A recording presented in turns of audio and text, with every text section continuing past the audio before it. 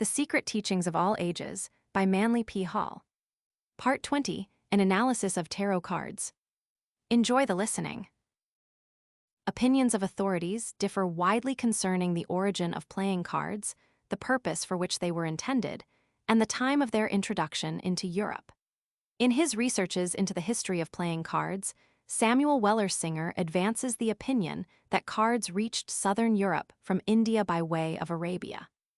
It is probable that the tarot cards were part of the magical and philosophical lore secured by the Knights Templars from the Saracens, or one of the mystical sects then flourishing in Syria. Returning to Europe, the Templars, to avoid persecution, concealed the arcane meaning of the symbols by introducing the leaves of their magical book ostensibly as a device for amusement and gambling. In support of this contention, Mrs. John King van Rensselaer states that cards were brought by the home-returning warriors, who imported many of the newly acquired customs and habits of the Orient to their own countries, seems to be a well-established fact. And it does not contradict the statement made by some writers who declared that the gypsies, who about that time began to wander over Europe, brought with them and introduced cards, which they used, as they do at the present day, for divining the future. Through the gypsies, the tarot cards may be traced back to the religious symbolism of the ancient Egyptians. In his remarkable work, The Gypsies, Samuel Roberts presents ample proof of their Egyptian origin. In one place he writes, "When gypsies originally arrived in England is very uncertain. They are first noticed in our laws by several statutes against them in the reign of Henry VIII, in which they are described as an outlandish people, calling themselves Egyptians, who do not profess any craft or trade, but go about in great numbers." A curious legend relates that after the destruction of the Serapeum in Alexandria, the large body of attendant priests banded themselves together to preserve the secrets of the rites of Serapis. Their descendants, gypsies, carrying with them the most precious of the volumes saved from the burning library, the Book of Enoch or Thoth, the tarot, became wanderers upon the face of the earth, remaining a people apart with an ancient language and a birthright of magic and mystery. Court de Gabelin believed the word tarot itself to be derived from two Egyptian words, tar, meaning road, and ro, meaning royal. Thus the tarot constitutes the royal road to wisdom. In his History of Magic, P. Christian, the mouthpiece of a certain French secret society, presents a fantastic account of a purported initiation into the Egyptian mysteries, wherein the 22 major tarots assume the proportions of trestle boards of immense size and line a great gallery. Stopping before each card in turn, the initiator described its symbolism to the candidate. Edouard Chiré, whose source of information was similar to that of Christian's, hints at the same ceremony in his chapter on initiation into the Hermetic mysteries. While the Egyptians may well have employed the tarot cards in their rituals, these French mystics present no evidence other than their own assertions to support this theory. The validity also of the so-called Egyptian tarots now in circulation has never been satisfactorily established. The drawings are not only quite modern, but the symbolism itself savors of French rather than Egyptian influence. The tarot is undoubtedly a vital element in Rosicrucian symbolism, possibly the very book of universal knowledge which the members of the order claim to possess. The Rota Mundi is a term frequently occurring in the early manifestos of the Fraternity of the Rose Cross. The word Rota, by a rearrangement of its letters, becomes tarot, the ancient name of these mysterious cards. W.F.C. Wigston has discovered evidence that Sir Francis Bacon employed the tarot symbolism in his ciphers. The numbers 21, 56, and 78, which are all directly related to the divisions of the tarot deck, are frequently involved in Bacon's cryptograms. In the great Shakespearean folio of 1623, the Christian name of Lord Bacon appears 21 times on page 56 of the Histories. Many symbols appearing upon the tarot cards have definite Masonic interest. The Pythagorean numerologist will also find an important relationship to exist between the numbers on the cards and the designs accompanying the numbers. The Qabbalist will be immediately impressed by the significant sequence of the cards, and the alchemist will discover certain emblems meaningless save to one versed in the divine chemistry of transmutation and regeneration. As the Greeks placed the letters of their alphabet, with their corresponding numbers, upon the various parts of the body of their humanly represented logos, so the tarot cards have an analogy not only in the parts and members of the universe, but also in the divisions of the human body. They are in fact the key to the magical constitution of man. The tarot cards must be considered as separate and complete hieroglyphs, each representing a distinct principle, law, power, or element in nature. In relation to each other, as the effect of one agent operating upon another, and as vowels and consonants of a philosophically alphabet. The laws governing all phenomena are represented by the symbols upon the tarot cards, whose numerical values are equal to the numerical equivalents of the phenomena. As every structure consists of certain elemental parts, so the tarot cards represent the components of the structure of philosophy. Irrespective of the science or philosophy with which the student is working, the tarot cards can be identified with the essential constituents of his subject, each card thus being related to a specific part according to mathematical and philosophical laws. An imprisoned person, writes Eliphaz Levi, with no other book than the tarot, if he knew how to use it, could in a few years acquire universal knowledge, and would be able to speak on all subjects with unequaled learning and inexhaustible eloquence. The diverse opinions of eminent authorities on the tarot symbolism are quite irreconcilable. The conclusions of the scholarly court de Gabelin and the bizarre Grand Attila, the first authorities on the subject, not only are at radical variance, but both are equally discredited by Levi, whose arrangement of the tarot trumps was rejected in turn by Arthur Edward Waite and Paul Case as being an effort to mislead students.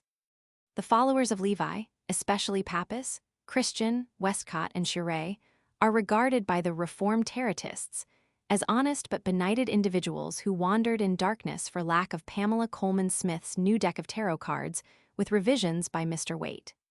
Most writers on the tarot, Mr. Waite a notable exception, have proceeded upon the hypothesis that the 22 major trumps represent the letters of the Hebrew alphabet. This supposition is based upon nothing more substantial than the coincidence that both consist of 22 parts. That Postal, St. Martin, and Levi all wrote books divided into sections corresponding to the major tarots is an interesting sidelight on the subject. The major trump cards portray incidents from the Book of Revelation, and the Apocalypse of St. John is also divided into 22 chapters.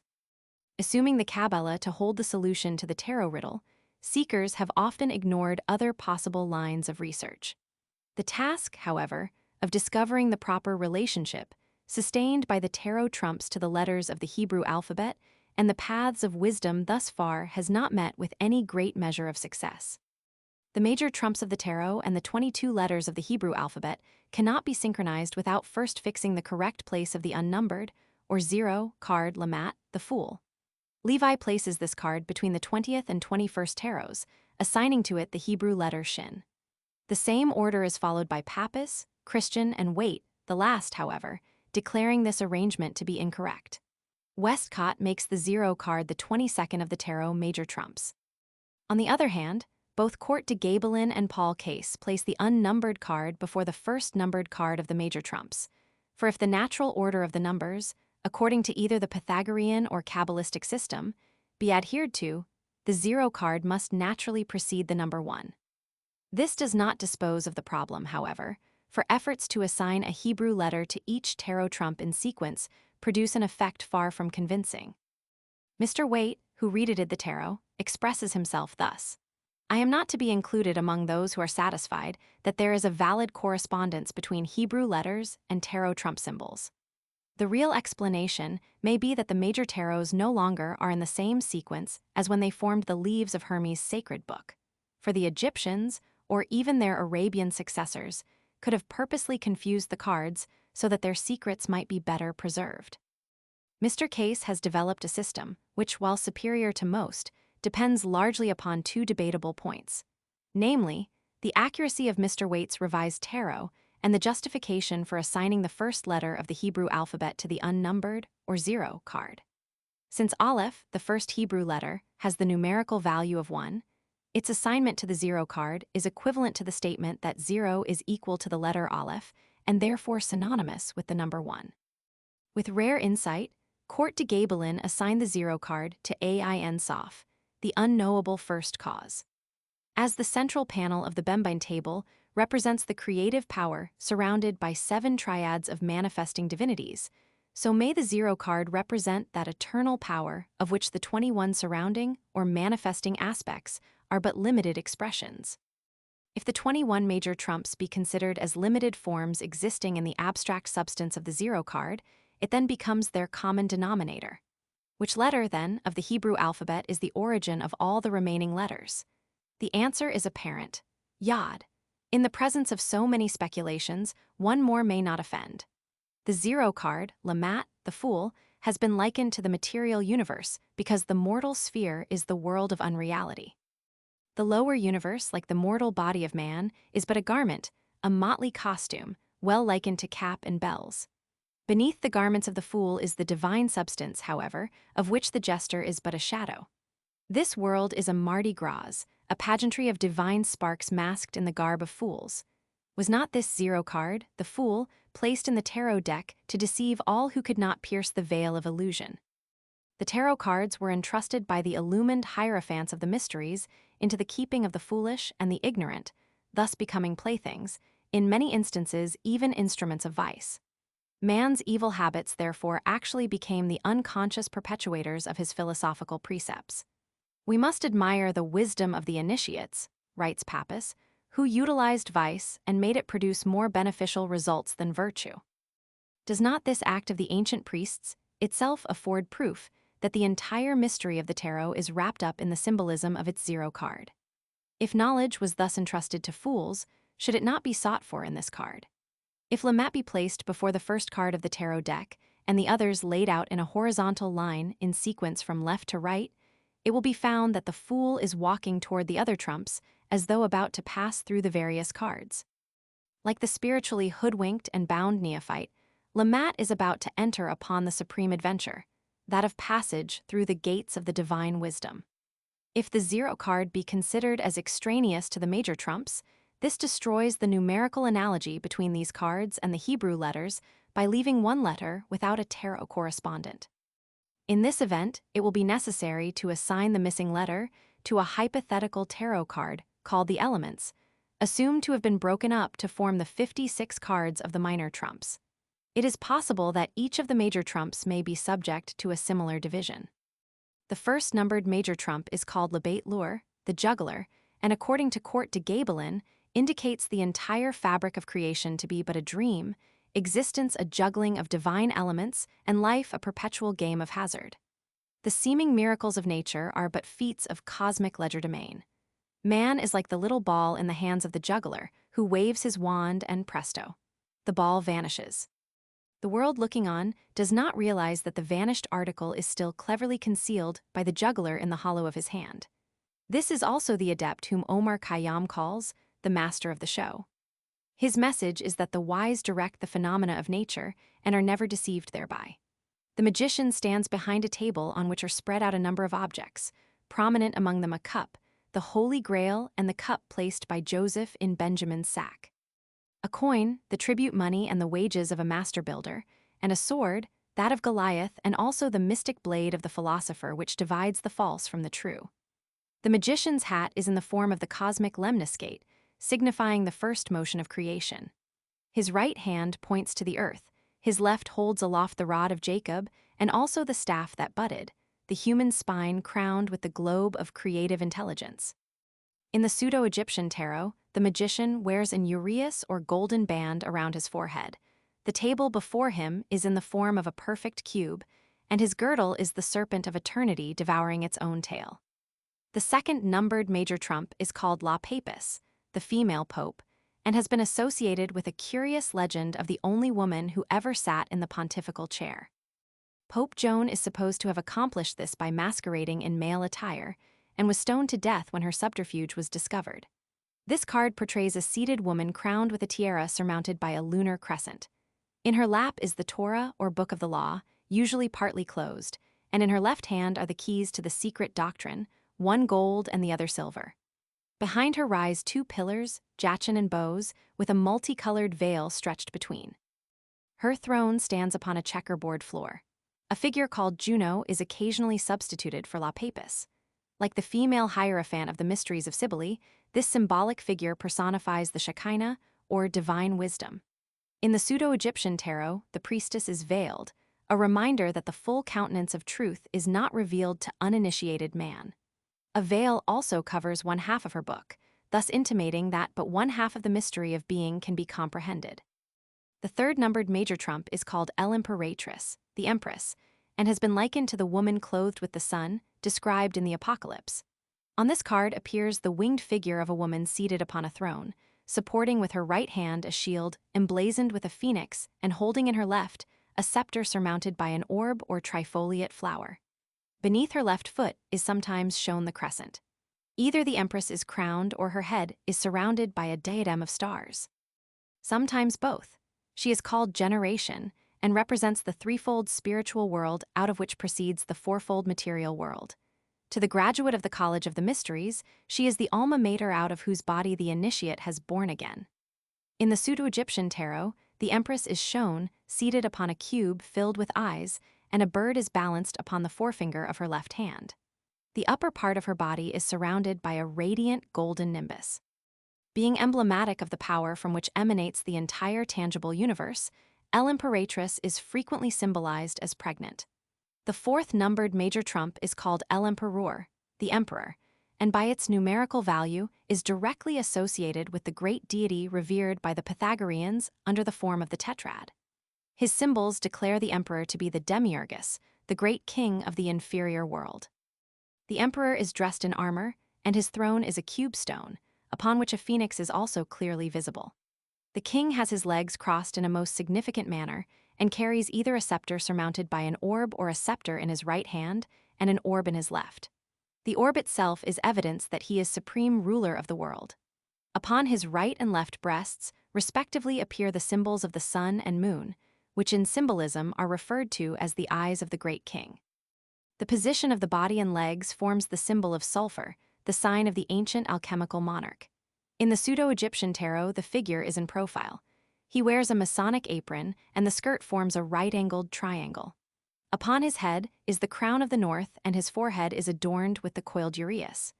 The fifth numbered major trump is called Le Pape, the Pope, and represents the high priest of a pagan or Christian mystery school. In this card, the Hierophant wears the tiara and carries in his left hand the triple cross surmounting the globe of the world. His right hand, bearing upon its back the stigmata, makes the ecclesiastic sign of esotericism, and before him kneel two suppliants or acolytes. The back of the papal throne is in the form of a celestial and a terrestrial column. This card signifies the initiate or master of the mystery of life and, according to the Pythagoreans, the spiritual physician. The illusionary universe in the form of the two figures, polarity, kneels before the throne upon which sits the initiate who has elevated his consciousness to the plane of spiritual understanding and reality. In the Pseudo-Egyptian tarot, the master wears the uraeus. A white and a black figure, life and death, light and darkness, good and evil, kneel before him. The initiate's mastery over unreality is indicated by the tiara and the triple cross, emblems of rulership over the three worlds which have issued from the unknowable first cause. The sixth numbered major trump is called L'Amoureux, the lovers. There are two distinct forms of this tarot. One shows a marriage ceremony in which a priest is uniting a youth and a maiden, Adam and Eve, in holy wedlock. Sometimes a winged figure above transfixes the lovers with his dart. The second form of the card portrays a youth with a female figure on either side. One of these figures wears a golden crown and is winged, while the other is attired in the flowing robes of the bacchante, and on her head is a wreath of vine leaves. The maidens represent the twofold soul of man, spiritual and animal, the first his guardian angel, and the second his ever-present demon. The youth stands at the beginning of mature life, the parting of the ways, where he must choose between virtue and vice, the eternal and the temporal. Above, in a halo of light, is the genius of fate, his star, mistaken for Cupid by the uninformed. If youth chooses unwisely, the arrow of blindfolded fate will transfix him. In the Pseudo-Egyptian tarot, the arrow of the genius points directly to the figure of vice, thereby signifying that the end of her path is destruction. This card reminds man that the price of free will, or, more correctly, the power of choice, is responsibility. The seventh numbered major trump is called the Chariot, and portrays a victorious warrior crowned and riding in a chariot drawn by black and white sphinxes or horses. The starry canopy of the chariot is upheld by 4 columns. This card signifies the exalted one who rides in the chariot of creation. The vehicle of the solar energy being numbered 7 reveals the arcane truth that the 7 planets are the chariots of the solar power, which rides victorious in their midst. The 4 columns supporting the canopy represent the 4 mighty ones who uphold the worlds represented by the star-strewn drapery. The figure carries the scepter of the solar energy, and its shoulders are ornamented with lunar crescents, the Urim and Thummim. The sphinxes drawing the chariot represent the secret and unknown power by which the victorious ruler is moved continuously through the various parts of his universe. In certain tarot decks, the victor signifies the regenerated man, for the body of the chariot is a cubic stone. The man in armor is not standing in the chariot, but is rising out of the cube, thus typifying the ascension of the 3 out of the 4, the turning upward of the flap of the master mason's apron. In the Pseudo-Egyptian tarot, the warrior carries the curved sword of Luna, is bearded to signify maturity, and wears the collar of the planetary orbits. His scepter, emblematic of the threefold universe, is crowned with a square upon which is a circle surmounted by a triangle. The 8th numbered major trump is called La Justice, Justice, and portrays a seated figure upon a throne, the back of which rises in the form of 2 columns. Justice is crowned and carries in her right hand a sword, and in her left a pair of scales. This card is a reminder of the judgment of the soul in the Hall of Osiris. It teaches that only balanced forces can endure, and that eternal justice destroys with the sword that which is unbalanced. Sometimes justice is depicted with a braid of her own hair twisted around her neck in a manner resembling a hangman's knot. This may subtly imply that man is the cause of his own undoing, his actions, symbolized by his hair, being the instrument of his annihilation. In the Pseudo-Egyptian tarot, the figure of justice is raised upon a dais of 3 steps, for justice can be fully administered only by such as have been elevated to the 3rd degree. Justice is blindfolded, that the visible shall in no way influence its decision. For reasons he considers beyond his reader's intelligence, Mr. Waite reversed the 8th and 11th major trumps. The 9th numbered major trump is called El Hermite, the Hermit, and portrays an aged man, robed in a monkish habit and cowl, leaning on a staff. This card was popularly supposed to represent Diogenes in his quest for an honest man. In his right hand, the recluse carries a lamp which he partly conceals within the folds of his cape. The hermit thereby personifies the secret organizations which for uncounted centuries have carefully concealed the light of the ancient wisdom from the profane. The staff of the hermit is knowledge, which is man's main and only enduring support. Sometimes the mystic rod is divided by knobs into 7 sections, a subtle reference to the mystery of the 7 sacred centers along the human spine. In the Pseudo-Egyptian tarot, the hermit shields the lamp behind a rectangular cape to emphasize the philosophically truth that wisdom, if exposed to the fury of ignorance, would be destroyed like the tiny flame of a lamp unprotected from the storm. Man's bodies form a cloak through which his divine nature is faintly visible like the flame of the partly covered lantern. Through renunciation, the Hermetic life, man attains depth of character and tranquility of spirit. The 10th numbered major trump is called La Roue de Fortune, the Wheel of Fortune, and portrays a mysterious wheel with 8 spokes, the familiar Buddhist symbol of the cycle of necessity. To its rim cling Anubis and Typhon, the principles of good and evil. Above sits the immobile Sphinx, carrying the sword of justice and signifying the perfect equilibrium of universal wisdom. Anubis is shown rising and Typhon descending. But when Typhon reaches the bottom, evil ascends again, and when Anubis reaches the top, good wanes once more. The Wheel of Fortune represents the lower universe as a whole with divine wisdom, the Sphinx as the eternal arbiter between good and evil. In India, the chakra, or wheel, is associated with the life centers either of a world or of an individual. In the Pseudo-Egyptian tarot, the Sphinx is armed with a javelin, and Typhon is being thrown from the wheel. The vertical columns, supporting the wheel and so placed that but one is visible, represent the axis of the world with the inscrutable Sphinx upon its northern pole. Sometimes the wheel with its supports is in a boat upon the water. The water is the ocean of illusion, which is the sole foundation of the cycle of necessity. The 11th numbered major trump is called La Force, Strength, and portrays a girl wearing a hat in the form of a lemniscate, with her hands upon the mouth of an apparently ferocious lion. Considerable controversy exists as to whether the maid is closing or opening the lion's mouth.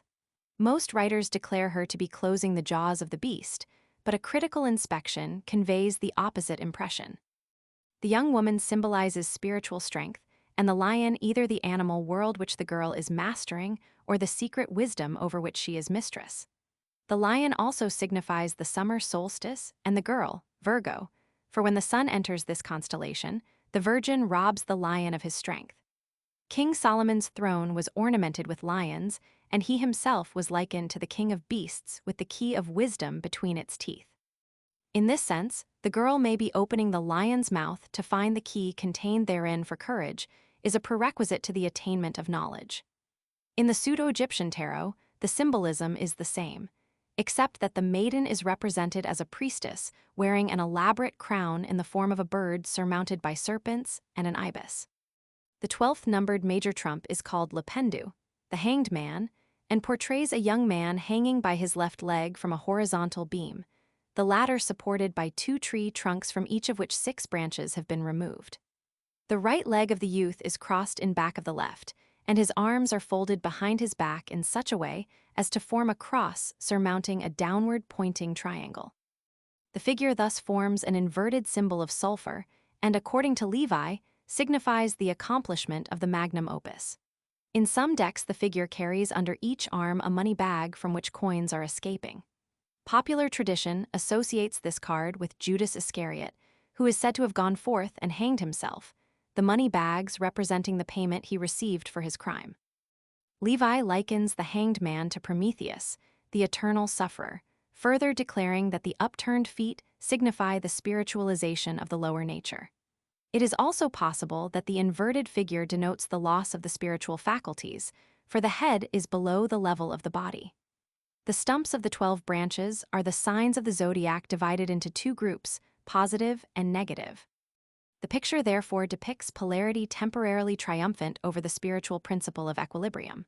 To attain the heights of philosophy, therefore, man must reverse, or invert, the order of his life. He then loses his sense of personal possession because he renounces the rule of gold in favor of the golden rule. In the Pseudo-Egyptian tarot, the hanged man is suspended between 2 palm trees and signifies the sun god who dies perennially for his world. The 13th numbered major trump is called La Mort, death, and portrays a reaping skeleton with a great scythe cutting off the heads, hands, and feet rising out of the earth about it. In the course of its labors, the skeleton has apparently cut off one of its own feet. Not all tarot decks show this peculiarity, but this point well emphasizes the philosophically truth that unbalance and destructiveness are synonymous. The skeleton is the proper emblem of the first and supreme deity, because it is the foundation of the body, as the absolute is the foundation of creation. The reaping skeleton physically signifies death, but philosophically that irresistible impulse in nature, which causes every being to be ultimately absorbed into the divine condition in which it existed before the illusionary universe had been manifested. The blade of the scythe is the moon with its crystallizing power. The field in which death reaps is the universe, and the card discloses that all things growing out of the earth shall be cut down and return to earth again. Kings, queens, courtesans, and knaves are alike to death, the master of the visible and apparent parts of all creatures.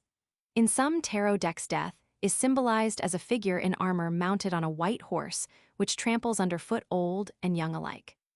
In the Pseudo-Egyptian tarot, a rainbow is seen behind the figure of death, thus signifying that the mortality of the body of itself achieves the immortality of the spirit. Death, though it destroys form, can never destroy life, which continually renews itself. This card is the symbol of the constant renovation of the universe, disintegration that reintegration may follow upon a higher level of expression. The 14th numbered major trump is called La Temperance, temperance, and portrays an angelic figure with the sun upon her forehead. She carries 2 urns, one empty and the other full, and continually pours the contents of the upper into the lower. In some tarot decks, the flowing water takes the form of the symbol of Aquarius. Not one drop, however, of the living water is lost in this endless transference between the superior vessel and the inferior. When the lower urn is filled, the vases are reversed, thus signifying that life pours first from the invisible into the visible, then from the visible back into the invisible. The spirit controlling this flow is an emissary of the great Jehovah, demiurgus of the world. The sun, or light cluster, upon the woman's forehead controls the flow of water, which, being drawn upward into the air by the solar rays, descends upon the earth as rain, to be drawn up and fall again ad infinitum. Herein is also shown the passage of the human life, forces back and forth between positive and negative poles of the creative system. In the Pseudo-Egyptian tarot, the symbolism is the same, except that the winged figure is male instead of female. It is surrounded by a solar nimbus and pours water from a golden urn into a silver one, typifying the descent of celestial forces into the sublunary spheres. The 15th numbered major trump is called Le Diable, the devil, and portrays a creature resembling Pan with the horns of a ram or deer, the arms and body of a man, and the legs and feet of a goat or dragon. The figure stands upon a cubic stone, to a ring in the front of which are chained 2 satyrs. For a scepter, this so-called demon carries a lighted torch or candle. The entire figure is symbolic of the magic powers of the astral light or universal mirror, in which the divine forces are reflected in an inverted or infernal state. The demon is winged like a bat, showing that it pertains to the nocturnal or shadow inferior sphere. The animal natures of man, in the form of a male and a female elemental, are chained to its footstool. The torch is the false light which guides unillumined souls to their own undoing. In the Pseudo-Egyptian, tarot appears Typhon, a winged creature composed of a hog, a man, a bat, a crocodile, and a hippopotamus, standing in the midst of its own destructiveness and holding aloft the firebrand of the incendiary. Typhon is created by man's own misdeeds, which, turning upon their maker, destroy him. The 16th numbered major trump is called Le Feu du Ciel, the fire of heaven, and portrays a tower the battlements of which, in the form of a crown, are being destroyed by a bolt of lightning issuing from the sun. The crown, being considerably smaller than the tower which it surmounts, possibly indicates that its destruction resulted from its insufficiency. The lightning bolt sometimes takes the form of the zodiacal sign of Scorpio, and the tower may be considered a phallic emblem. 2 figures are falling from the tower, one in front and the other behind. This tarot card is popularly associated with the traditional fall of man. The divine nature of humanity is depicted as a tower. When his crown is destroyed, man falls into the lower world and takes upon himself the illusion of materiality. Here also is a key to the mystery of sex. The tower is supposedly filled with gold coins which, showering out in great numbers from the rent made by the lightning bolt, suggest potential powers. In the Pseudo-Egyptian tarot, the tower is a pyramid, its apex shattered by a lightning bolt. Here is a reference to the missing capstone of the universal house. In support of Levi's contention that this card is connected with the Hebrew letter Ayin, the falling figure in the foreground is similar in general appearance to the 16th letter of the Hebrew alphabet. The 17th numbered major trump is called Les Étoiles, the stars, and portrays a young girl kneeling with one foot in water and the other on land, her body somewhat suggesting the swastika. She has 2 urns, the contents of which she pours upon the land and sea. Above the girl's head are 8 stars, one of which is exceptionally large and bright. Count de Gabelin considers the great star to be Sothis or Sirius. The other 7 are the sacred planets of the ancients. He believes the female figure to be Isis in the act of causing the inundations of the Nile, which accompanied the rising of the dog star. The unclothed figure of Isis may well signify that nature does not receive her garment of verdure until the rising of the Nile waters releases the germinal life of plants and flowers. The bush and bird, or butterfly, signify the growth and resurrection which accompany the rising of the waters. In the Pseudo-Egyptian tarot, the great star contains a diamond composed of a black and white triangle, and the flowering bush is a tall plant with a trifoliate head upon which a butterfly alights. Here Isis is in the form of an upright triangle, and the vases have become shallow cups. The elements of water and earth under her feet represent the opposites of nature sharing impartially in the divine abundance. The 18th numbered major trump is called La Lune, the moon, and portrays Luna rising between 2 towers, one light and the other dark. A dog and a wolf are baying at the rising moon, and in the foreground is a pool of water from which emerges a crawfish. Between the towers, a path winds, vanishing in the extreme background. Court de Gabelin sees in this card another reference to the rising of the Nile, and states on the authority of Pausanias that the Egyptians believed the inundations of the Nile to result from the tears of the moon goddess which, falling into the river, swelled its flow. These tears are seen dropping from the lunar face. Court de Gabelin also relates the towers to the pillars of Hercules, beyond which, according to the Egyptians, the luminaries never passed. He notes also that the Egyptians represented the tropics as dogs who, as faithful doorkeepers, prevented the sun and moon from penetrating too near the poles. The crab or crawfish signifies the retrograde motion of the moon. This card also refers to the path of wisdom. Man in his quest of reality emerges from the pool of illusion. After mastering the guardians of the gates of wisdom, he passes between the fortresses of science and theology and follows the winding path leading to spiritual liberation. His way is faintly lighted by human reason, the moon, which is but a reflection of divine wisdom. In the Pseudo-Egyptian tarot, the towers are pyramids, the dogs are black and white respectively, and the moon is partly obscured by clouds. The entire scene suggests the dreary and desolate place in which the mystery dramas of the lesser rites were enacted. The 19th numbered major trump is called Le Soleil, the sun, and portrays two children, probably Gemini, the twins, standing together in a garden surrounded by a magic ring of flowers. One of these children should be shown as male and the other female. Behind them is a brick wall apparently enclosing the garden. Above the wall the sun is rising, its rays alternately straight and curved. 13 teardrops are falling from the solar face. Levi, seeing in the two children faith and reason, which must coexist as long as the temporal universe endures, writes, "Human equilibrium requires 2 feet, the worlds gravitate by means of 2 forces, generation needs 2 sexes." Such is the meaning of the Arcanum of Solomon, represented by the 2 pillars of the temple, Jachin and Boaz. The Sun of Truth is shining into the garden of the world over which these 2 children, as personifications of eternal powers, reside. The harmony of the world depends upon the coordination of 2 qualities symbolized throughout the ages as the mind and the heart. In the Pseudo-Egyptian tarot, the children give place to a youth and a maiden. Above them in a solar nimbus is the phallic emblem of generation, a line piercing a circle. Gemini is ruled by Mercury, and the 2 children personify the serpents entwined around the caduceus. The 20th numbered major trump is called Le Jugement, the judgment, and portrays 3 figures rising apparently from their tombs, though but one coffin is visible. Above them in a blaze of glory is a winged figure, presumably the angel Gabriel, blowing a trumpet. This tarot represents the liberation of man's threefold spiritual nature from the sepulchre of his material constitution. Since but 1/3 of the spirit actually enters the physical body, the other 2/3 constituting the Hermetic anthropos, or overman, only one of the 3 figures is actually rising from the tomb. Court de Gabelin believes that the coffin may have been an afterthought of the card makers, and that the scene actually represents creation rather than resurrection. In philosophy, these 2 words are practically synonymous. The blast of the trumpet represents the creative word, by the intoning of which man is liberated from his terrestrial limitations.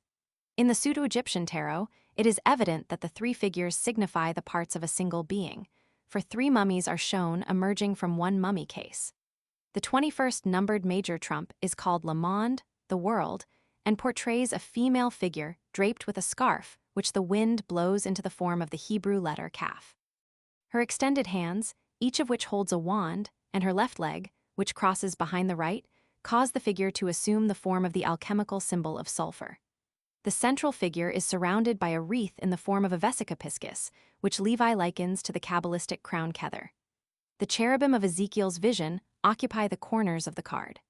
This tarot is called the microcosm and the macrocosm because in it are summed up every agency contributing to the structure of creation.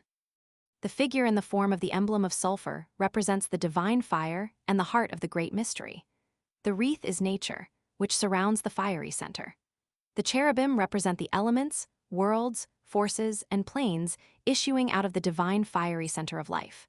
The wreath signifies the crown of the initiate, which is given to those who master the 4 guardians and enter into the presence of unveiled truth.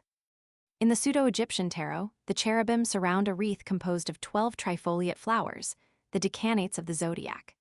A human figure kneels below this wreath, playing upon a harp of 3 strings, for the spirit must create harmony in the triple constitution of its inferior nature before it can gain for itself the solar crown of immortality. The four suits of the minor trumps are considered as analogous to the four elements, the four corners of creation, and the four worlds of Qabbalism. The key to the lesser tarots is presumably the tetragrammaton, or the four-letter name of Jehovah, IHVH. The four suits of the minor trumps represent also the major divisions of society. Cups are the priesthood, swords the military, coins the tradesmen, and rods the farming class. From the standpoint of what Court de Gabelin calls political geography, cups represent the northern countries, swords the Orient, coins the Occident, and rods the southern countries. The 10 pip cards of each suit represent the nations composing each of these grand divisions. The kings are their governments, the queens their religions, the knights their histories and national characteristics, and the pages their arts and sciences. Elaborate treatises have been written concerning the use of the tarot cards in divination, but as this practice is contrary to the primary purpose of the tarot, no profit can result from its discussion. Many interesting examples of early playing cards are found in the museums of Europe, and there are also noteworthy specimens in the cabinets of various private collectors. A few hand-painted decks exist which are extremely artistic. These depict various important personages contemporary with the artists. In some instances, the court cards are portraitures of the reigning monarch and his family.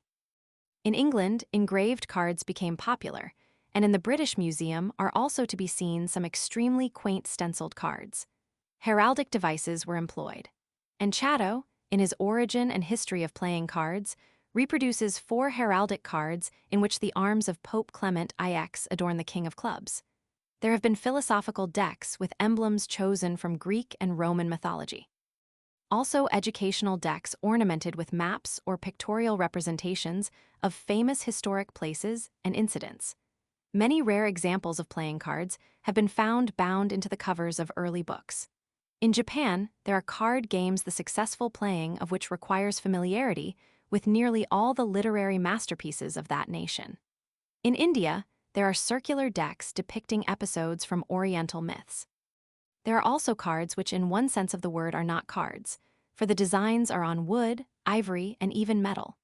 There are comic cards caricaturing disliked persons and places, and there are cards commemorating various human achievements. During the American Civil War, a patriotic deck was circulated in which stars, eagles, anchors, and American flags were substituted for the suits, and the court cards were famous generals. Modern playing cards are the minor trumps of the tarot, from each suit of which the page or valet has been eliminated, leaving 13 cards. Even in its abridged form, however, the modern deck is of profound symbolic importance, for its arrangement is apparently in accord with the divisions of the year. The 2 colors, red and black, represent the 2 grand divisions of the year, that during which the sun is north of the equator and that during which it is south of the equator. The 4 suits represent the seasons, the ages of the ancient Greeks, and the yugas of the Hindus. The 12 court cards are the signs of the zodiac arranged in triads of a father, a power, and a mind according to the upper section of the Bembine table. The 10 pip cards of each suit represent the sephirothic trees existing in each of the 4 worlds, the suits. The 13 cards of each suit are the 13 lunar months in each year, and the 52 cards of the deck are the 52 weeks in the year. Counting the number of pips and reckoning the jacks, queens, and kings as 11, 12, and 13 respectively, the sum for the 52 cards is 364. If the joker be considered as 1 point, the result is 365, or the number of days in the year. Milton Pottinger believed that the United States of America was laid out according to the conventional deck of playing cards, and that the government will ultimately consist of 52 states administered by a 53rd undenominated division, the District of Columbia. The court cards contain a number of important Masonic symbols. 9 are full face and 3 are profile. Here is the broken wheel of the law, signifying the 9 months of the prenatal epoch and the 3 degrees of spiritual unfoldment necessary to produce the perfect man. The 4 armed kings are the Egyptian Ammonian architects who gouged out the universe with knives. They are also the cardinal signs of the zodiac. The 4 queens, carrying 8-petaled flowers symbolic of the Christ, are the fixed signs of the zodiac. The 4 jacks, 2 of whom bear acacia sprigs, the Jack of Hearts in his hand, the Jack of Clubs in his hat, are the 4 common signs of the zodiac. It should be noted also that the court cards of the spade suit will not look upon the pip in the corner of the card, but face away from it as though fearing this emblem of death. The Grand Master of the Order of the Cards is the King of Clubs, who carries the orb as emblematic of his dignity. In its symbolism, chess is the most significant of all games. It has been called the royal game, the pastime of kings. Like the tarot cards, the chessmen represent the elements of life and philosophy. The game was played in India and China long before its introduction into Europe. East Indian princes were wont to sit on the balconies of their palaces and play chess with living men standing upon a checkerboard pavement of black and white marble in the courtyard below. It is popularly believed that the Egyptian pharaohs played chess, but an examination of their sculpture and illuminations has led to the conclusion that the Egyptian game was a form of drafts. In China, chessmen are often carved to represent warring dynasties, as the Manchu and the Ming. The chessboard consists of 64 squares alternately black and white and symbolizes the floor of the House of the Mysteries. Upon this field of existence or thought move a number of strangely carved figures, each according to fixed law. The White King is Ormuzd, the Black King Ahriman, and upon the plains of Cosmos the great war between light and darkness is fought through all the ages. Of the philosophical constitution of man, the kings represent the spirit, the queens the mind, the bishops the emotions, the knights the vitality, the castles or rooks the physical body. The pieces upon the king's side are positive, those upon the queen's side negative. The pawns are the sensory impulses and perceptive faculties, the 8 parts of the soul. The White King and his suite symbolize the self and its vehicles. The Black King and his retinue, the not-self, the false ego and its legion. The game of chess thus sets forth the eternal struggle of each part of man's compound nature against the shadow of itself. The nature of each of the chessmen is revealed by the way in which it moves. Geometry is the key to their interpretation. For example, the castle, the body, moves on the square. The bishop, the emotions, moves on the slant. The king, being the spirit, cannot be captured, but loses the battle when so surrounded that it cannot escape.